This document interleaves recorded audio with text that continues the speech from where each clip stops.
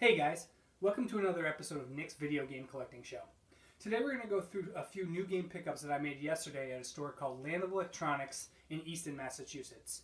And what we're going to talk about is something that I don't really love about NES or really any video game collecting is, you've got all these rare games, you've got all these good games, but you've also got a lot of common games that just aren't very good if you're going for a complete collection, you have to pick up, but you're never really going to play those things. So I got 3 games yesterday, one of which I've actually never seen before in a store, so it is pretty rare, but it was still pretty cheap. I actually got all 3 of these games for about $20. It was like $21 with tax or something like that. So let's go through those 3 games, and I'll give you my opinion on them, and we'll take it from there. So first we have George Foreman's KO Boxing. This is a boxing game from Acclaim. It was released towards the end of the NES's life cycle, I think around 1992 or so. I was actually kind of surprised. At first look, it was better than I expected it to be. It's kind of a similar view to Punch-Out, more like Super Punch-Out. The view's a little bit closer to the boxer, and the controls are more or less the same. Unfortunately, the difference between this game and Punch-Out is there's no real rhyme or reason or strategy to the opponent boxers that you're fighting against. So they're just kind of swinging at you. It's not timing based. There's not a pattern that you can kind of identify. I think Punch-Out, Mike Tyson's Punch-Out, is really more of a puzzle game or a rhythm game than really truly a boxing game. And this really is just a game where you just throw as many punches as you can, as quick as you can. Shouldn't be surprised. It's by Acclaim, not known for their good games for the NES. A lot of their games were either licensed or ports of something else that just didn't come together all that well. I think it is relatively uncommon, but still not a game that you should be seeking out if you're thinking you're going to be getting a experience similar to Punch-Out.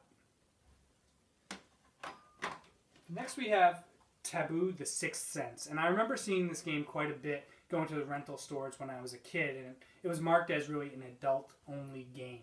And really the reason for that is it's kind of, I guess you would say, adult-themed material. It's mystical, it's spiritual, and what it really more or less is a tarot card simulator. So you go in, you put your name in, you put your sex, you put your date of birth, you put a question that you want answered in, and it will then reveal 10 or so cards that kind of tell a story and invoke a feeling related to whatever your question may have been. And then after that, you get your lucky numbers. It's a relatively common game. I don't know why somebody would buy this. It's really got limited use.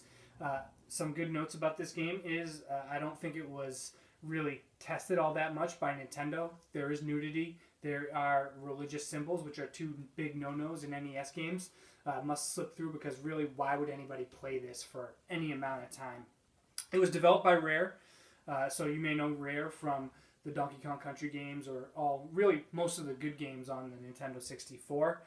They've got a pretty good reputation, but I personally think that their output's more bad than good. A lot of the games that they put out were sold or published by other publishers within the NES era that you might not even know are Rare games and are pretty bad. But you can typically tell by the style of the graphics or the music for sure that you're playing a Rare game.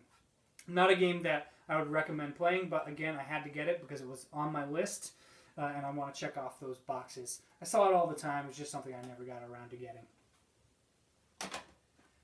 And then lastly, we have we have Sesame Street ABC and 1, 2, 3, which is a compilation game combining Sesame Street ABC and Sesame Street 1, 2, 3. I've actually never seen this game in person. It was in a stack of other Sesame Street games. I had to grab it because it is pretty rare. And coincidentally, it's also developed by Rare. So in this case, the graphics are actually pretty good. The characters look like Bert and Ernie or Grover or all the other Sesame Street characters. Actually almost SNES quality. But it's really an entertainment game for little kids.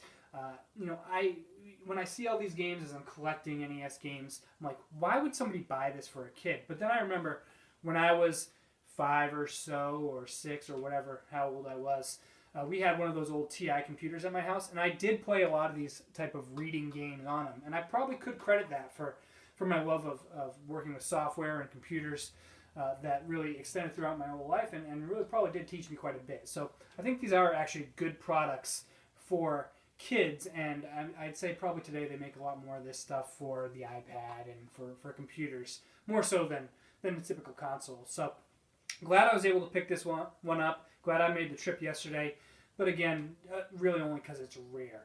None of these 3 games that I got, I'm really going to be playing all that much, other than to say, hey, look, I've got this one on my list of games that I have for the NES, and I'm getting this much closer to having the complete set. So as of yesterday, I now have 78 licensed NES games to go.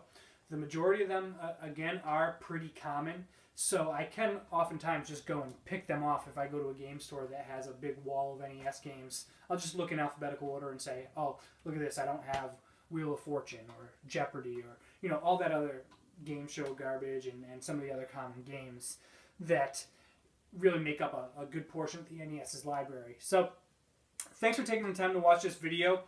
Next time, hopefully I'll have something more interesting for you to talk about. But if you have any questions or comments, leave them below, and please don't forget to hit subscribe.